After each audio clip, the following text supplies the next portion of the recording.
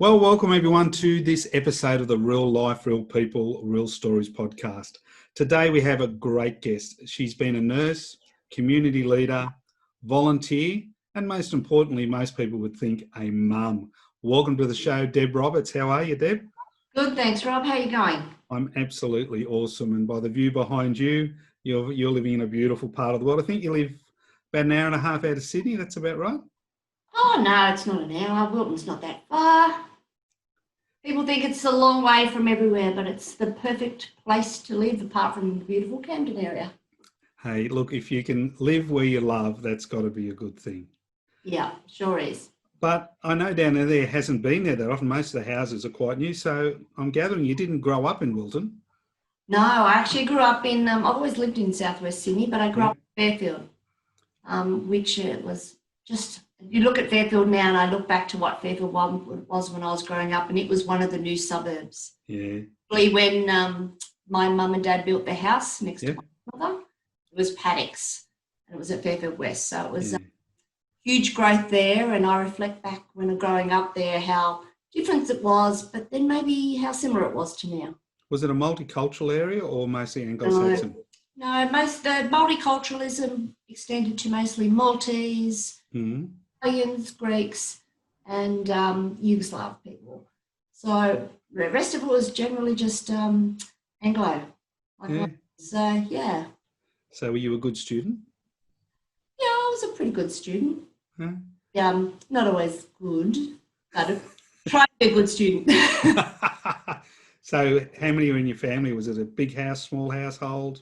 No, we just had a little 3-bedroom, 5 still there actually. I drove past her a few months ago, still there in Fairfield. Wow.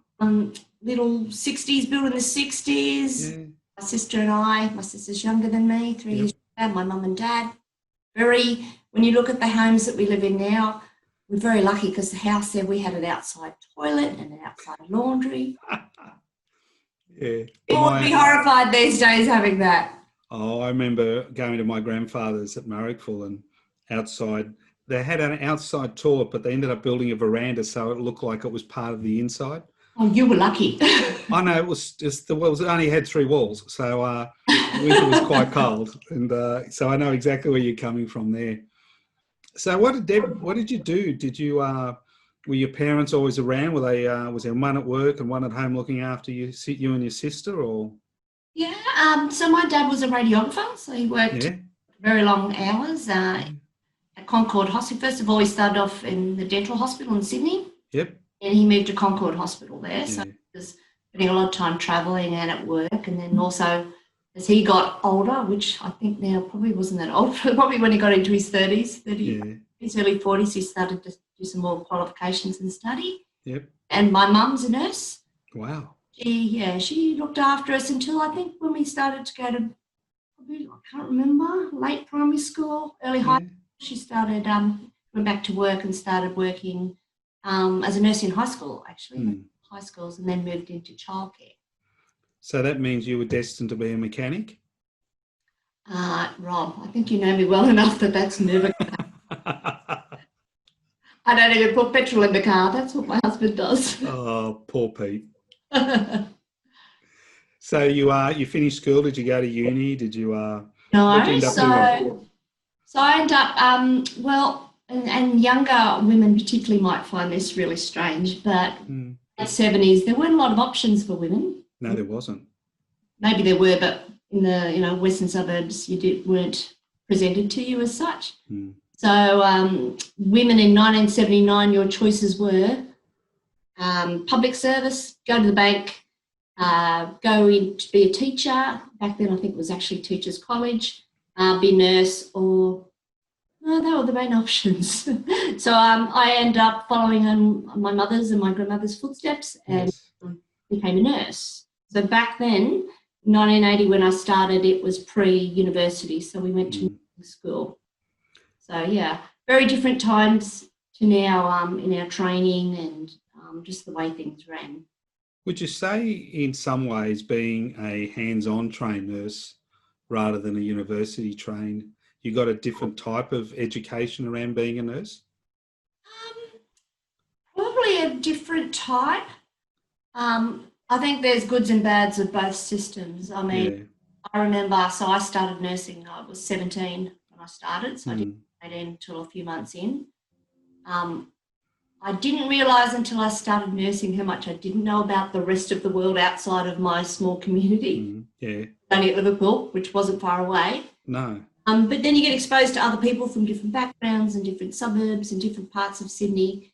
And it really opened my eyes up to the world being bigger than what I'd known. So you look at a bright-eyed 17-year-old and bright-eyed? Yes, I was bright-eyed. Going into the workforce and knowing a lot about growing up, what hospitals are like and medicine's like from parents and grandparents, but not really having much experience at life. So it was a real eye-opener, but it was great. I mean, great experience. And I think nursing gives you such a great background for so many other careers. Yeah. Now, there wouldn't have been many female doctors around then either, would there? I don't actually remember many at all. No, because I was thinking back then when I was, young fella going to visit people in hospitals and that, it was a very, I don't know if sexist is the right word, but women were nurses, men were the doctors, and the nurses did what the doctors said. Would that be a fair summation? Yeah, pretty much. It was very different. Not that was necessarily a right system, but it kind of the way it was. I mean, things that I first started was you weren't allowed to go ahead through a doorway in front of someone who was more senior than you were, even 6 months ahead. You had to open the door and let them go first because they were more senior. You had to get our uniform length checked with a ruler by the matron and would come and do a spot check. Made sure you had stockings on if your shoes weren't clean. I mean, by today's standard, you look back and think did that really make a difference to the patients? Probably not. Yeah. Very different times. So, yeah, goods and bads of both systems, I think.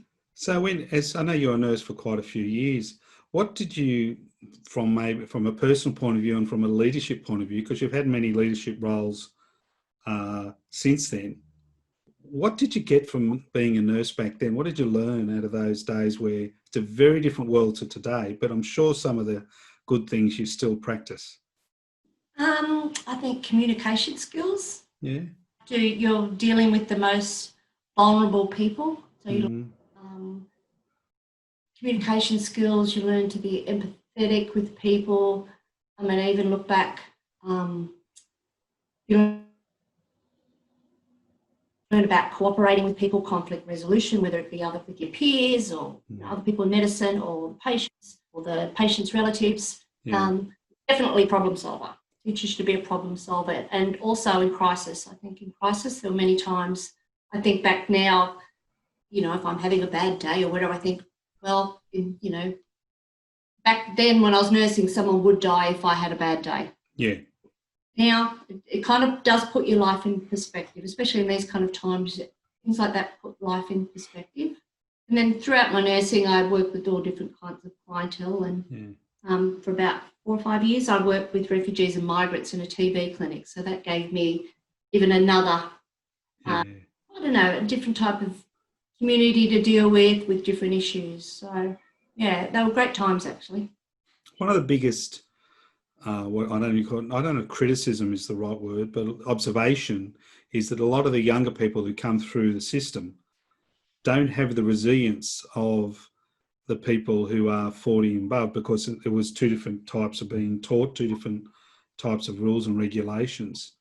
How would today you get through that resilience of putting up with some of the things that were happening? Because they seem to default back to who can I go and ask rather than take that step forward and be the confidence to go and do what they need to do. That's a really good question. And Rob, you'd relate to this. When we were younger, I'm sure you probably pretty well brought up the same as me, similar generation. Yes.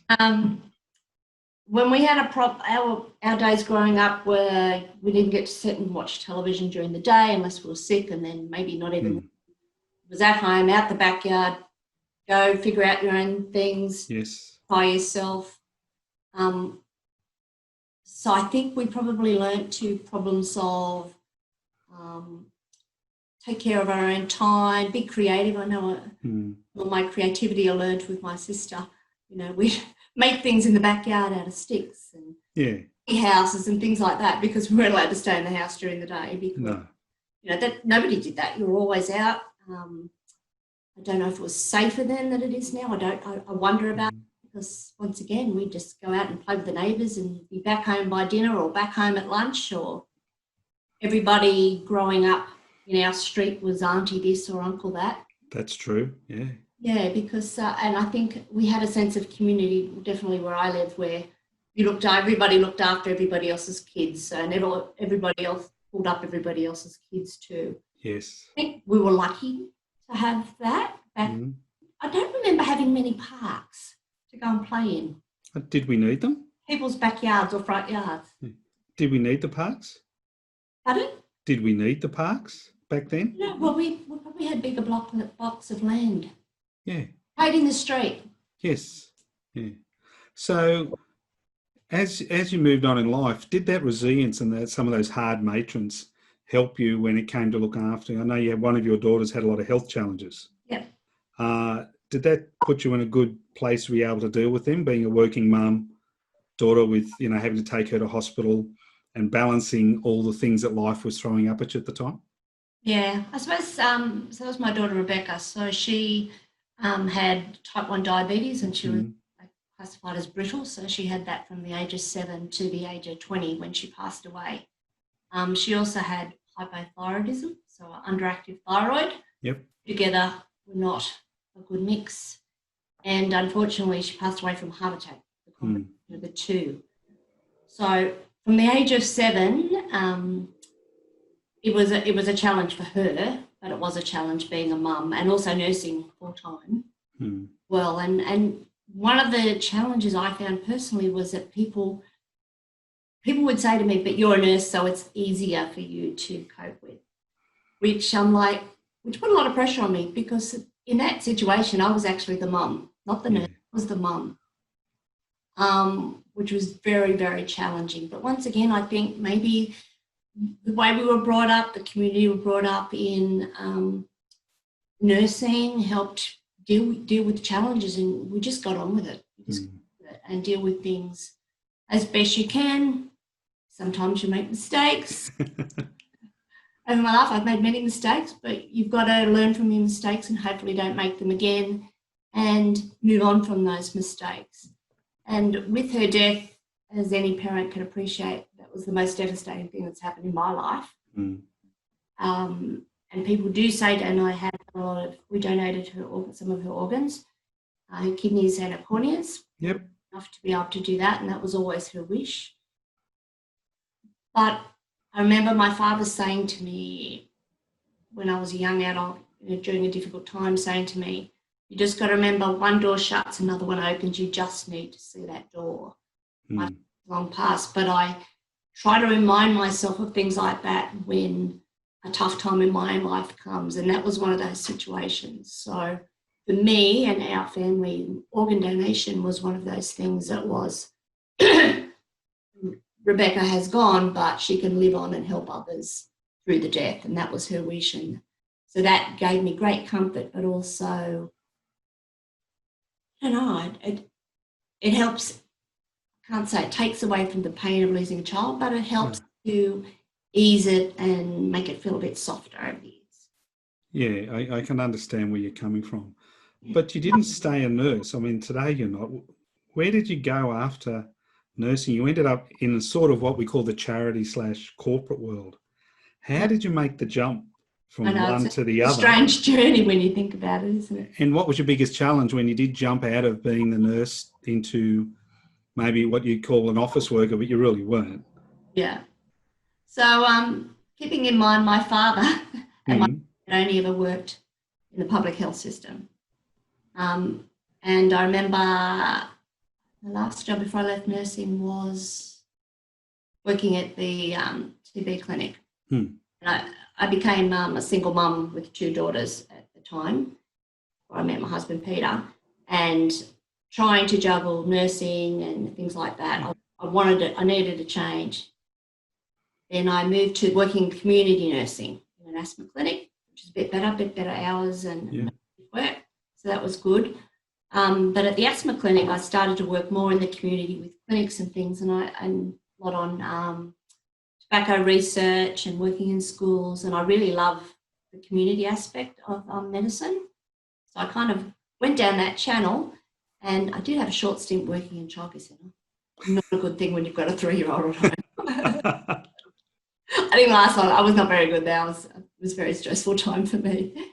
And then working in the asthma clinic, and then it was just like, oh, I don't know. I feel like there needs to be something else. I can't even tell you why, but I just felt like I needed to do something else. And then I come up with a local not-for-profit, Youth Solutions, the Youth Drug and Alcohol Prevention Service with young people.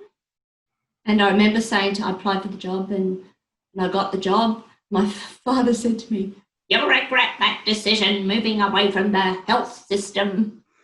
Have I ever regretted it? Never. So I think probably what I've learned to do is to take opportunities. Sometimes if an opportunity arises, sometimes you just got to be brave enough to take it. So I've tried to do that throughout my career, and sometimes that's scary, and sometimes things work out, and sometimes things don't work out. That's true. Yeah. I did a bit of research on you, and I know that you ended up being the boss or the CEO of Youth Solutions, but you weren't employed as that. You were doing another job there, and the CEO, for one reason or another, could no longer do the job and had left, and you got thrown in at very short notice to take over a drug and youth charity, which is looking after the information of dissemination out to the kids, which is tough at the best of times, adults talking to kids about drugs and alcohol. How did you handle going from number 2 basically to the boss, trying to manage both jobs, manage the staff, keep a place going that was going through a little bit of a turmoil? Did you have to go back to when you used and look at some of the old matrons, or was it you just thought, well, everything I've learnt so far between a mum, a nurse, my dad and that, did you tap into all of that? How did you cope? So I started there as a project officer. A very small team. There was just 3 of us. And I was there for 17 years, so it was not an overnight change. So in that time, I loved that job. I grew as a person and myself, and I also grew within the team and just worked my way up through there. And then, unfortunately, the CEO at the time was not able to work anymore, so I stepped up. I love that too. I particularly love the fundraising. I love working with the young people. But also, when you're working with young people, it's quite a challenge.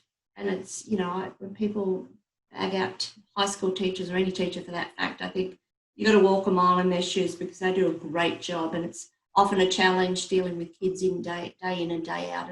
And sometimes during our work at Youth Solutions, we would come across particularly challenging young people.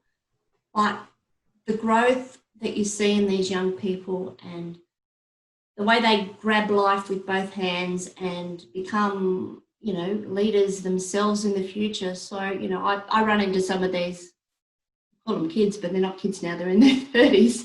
Yeah. Still have contact with a few of them, and they still remember the days when we used to work with them at camps and things like that. Yeah.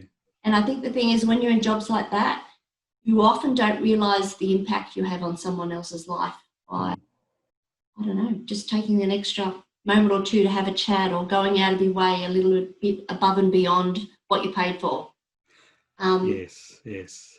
And then you ended up running, this is a hard one to describe to people. The best way I could describe it when I read about it was a group house for people probably at their lowest point with them and their young children having to go to hospital, and they were living next to a hospital, and you were the big smiling face and your staff when they turned up, and they're full of stress and they're full of worry because their child is sick, and you had to ride the emotions that they were riding, all good and bad.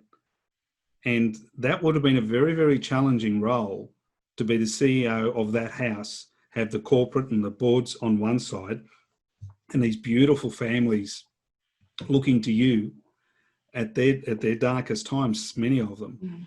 How was that? from a lady where you were basically the leader. You were everything to everyone there. How did you handle something like that? Because most people couldn't do that job. If I suppose for me in any job, I can't do a job unless I'm passionate about it. If my heart is not in the job, then I'm in the wrong job. So that charity, I mean, you're there for the kids. You're there for the kids. And anything you can do to make better, that's better payment back to you as a person or to me as a person than any money is. So I only had to look out the door of my office and see the reason why I was doing my job. That's beautiful. Once again, a good reminder, sometimes, and I beat myself up sometimes and feel a bit down, as do many people.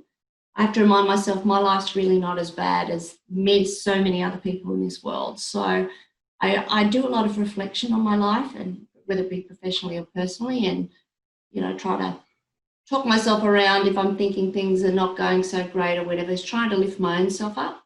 I mean, people around you, surround yourself with people who will lift you up and support you. But I think sometimes the main person who needs to do that is actually yourself. But you need to remind yourself too, you can do it and you can be that person because you've done it before. And I think many people, I think many people do fail to look in the mirror sometimes. Yeah. They look for blame. They look for excuses of why something hasn't worked. And I believe I'm one of these people, very much like you, that believe in total accountability. That you win, the team wins. Yeah. Something doesn't go wrong, the team, everyone's responsible. Up to that stage, what would be the biggest lesson you learned up to when you were at that house? If you looked back at all the jobs you had before you moved across, basically you moving into the corporate world after this, what would you learn now if you look back now? I think,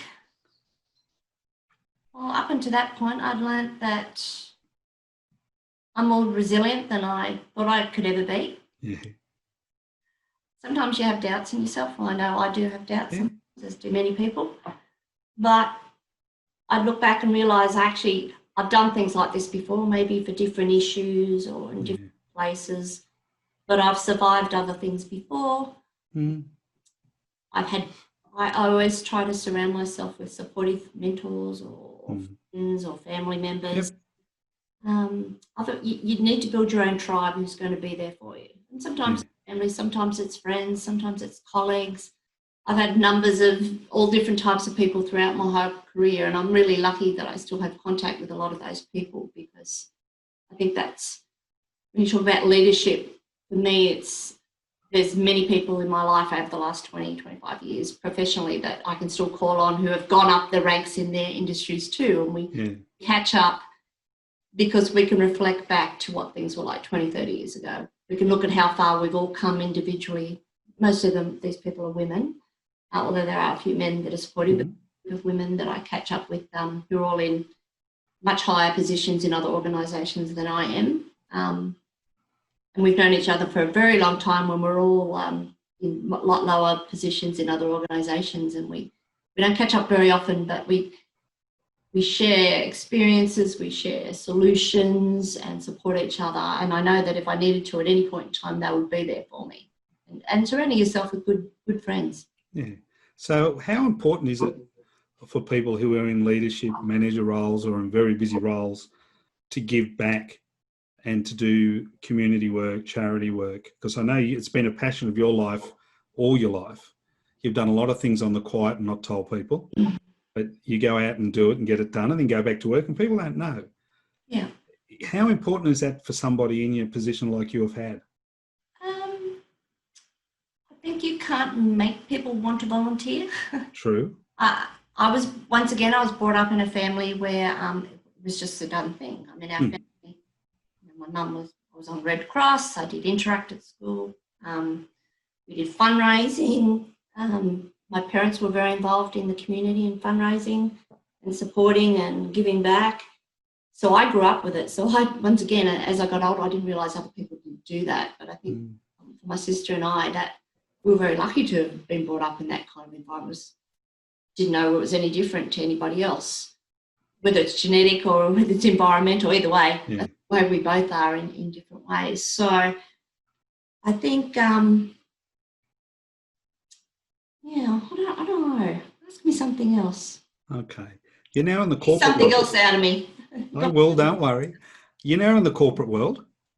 You're using all the skills you've used, but working within local government, within public servants, within charities. And I think the best way to describe it is you're an advocate for the local government area next to where you live.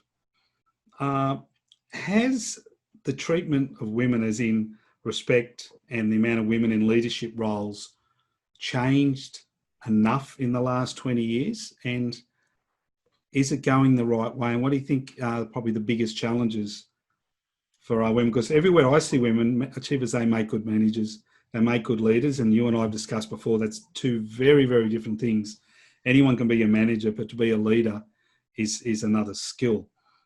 How do you think that's going now? Compared to the 80s? Yeah, brutally honest. Much better. That's what I love. Much better. Still has a fair way to go, I think, but that's our responsibility as women to forge our way. And I think we're doing it, to be honest. If I look in the last 20 or 30 years. But we as women need to support each other as well. Yeah. Lifting each other up to achieve. As do, men. Men support women. I've got a wonderful supportive husband who supports me in everything that I do, whether it's or professionally.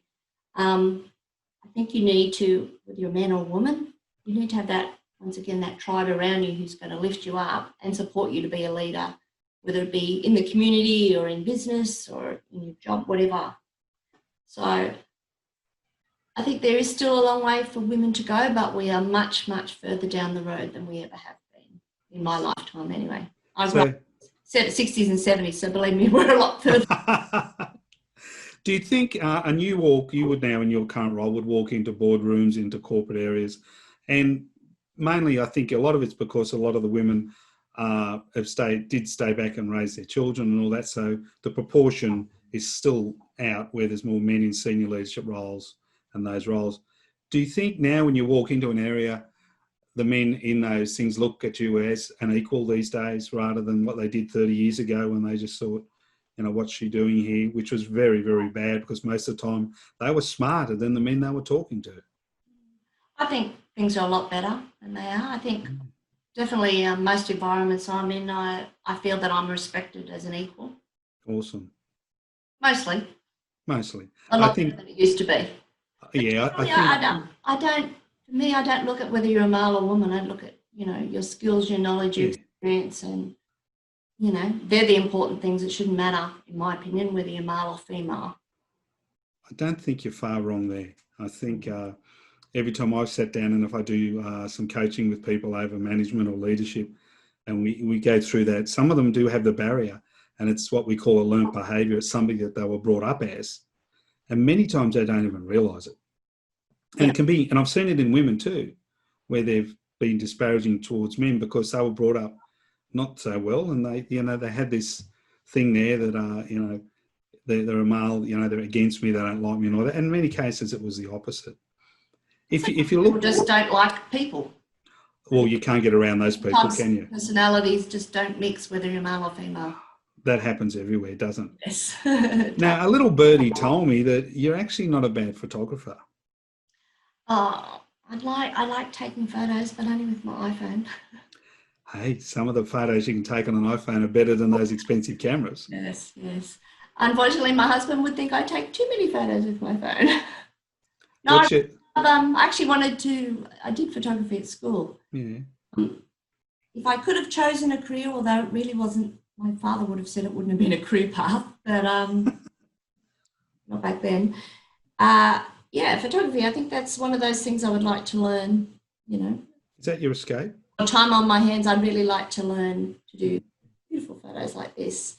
So I just use my phone and capture things as I can, and it's also a good record. Number one, I love doing it, but it's also a good record to keep for, future generations and things like that.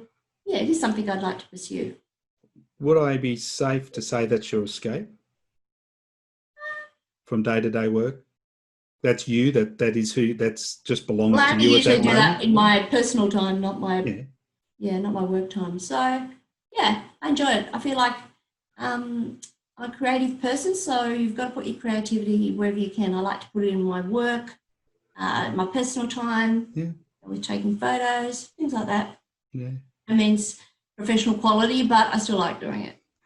Oh, look, I think they say you can sometimes see a photo that's been taken with love.